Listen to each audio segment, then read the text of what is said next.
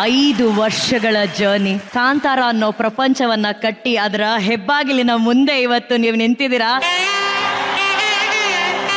ಇಲ್ಲಿಂದ ನಾವು ನಿಮ್ಮ ಹಿಂದೆ ಆ ಕಾಂತಾರದ ಹೆಬ್ಬಾಗಿಲ್ ನೋಡ್ತಾ ಇದ್ರೆ ರಿಷಬ್ ಸರ್ ಎಷ್ಟು ಹೆಮ್ಮೆ ಅನ್ಸುತ್ತೆ ಅಂತಂದ್ರೆ, ಈಗ ಹೇಳಿ ರಿಷಬ್ ಸರ್, ಈ ಯಶಸ್ಸನ್ನ ನಿಮ್ಗೆ ಕೊಟ್ಟಂತ ಕನ್ನಡಿಗರಿಗೆ ನೀವು ಹೇಳಿದ್ರಿ ನಾನು ಶಿರಸಾ ಅವ್ರನ್ನ ನಮಿಸ್ತೀನಿ ಅಂತ ಹೇಳ್ಬಿಟ್ಟು ನಮ್ಮ ದೈವವನ್ನ ಇಡೀ ಪ್ರಪಂಚಕ್ಕೆ ಗೌರವದಿಂದ ಪರಿಚಯ ಮಾಡಿಕೊಟ್ಟಿದ್ದೀರಾ. ನೀವು 5 ವರ್ಷಗಳ ಜರ್ನಿಯನ್ನ ಒಂದು ವಾಕ್ಯದಲ್ಲಿ ಹೇಳೋದಾದ್ರೆ ಇವತ್ತು ಈ ಯಶಸ್ಸು ನಿಮಗೆ ಮನಸ್ಸಿಗೆ ಎಷ್ಟು ಖುಷಿ ತಂದ್ಕೊಟ್ಟಿದ್ದಾರೆ?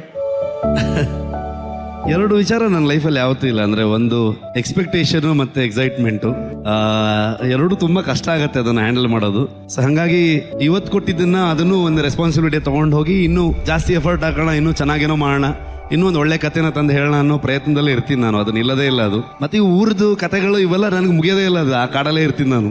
ಇವಾಗ ಒಂದು 5 ವರ್ಷ ಬಿಟ್ಕೊಂಡು ಲಾಸ್ಟ್ ಟೈಮ್ ರಿಲೀಸ್ಗೆ ಬಂದಿದ್ದು, ಅದು ಬಿಟ್ಟರೆ ಈ ಸಲ ರಿಲೀಸ್ಗೆ ಬಂದಿದ್ದು ನಾನು. ಇಂದೇ ಡೌನ್ಲೋಡ್ ಮಾಡಿ ಮತ್ತು ನಿಮ್ಮ ನೆಚ್ಚಿನ ಶೋಗಳನ್ನು ಆನಂದಿಸಿ.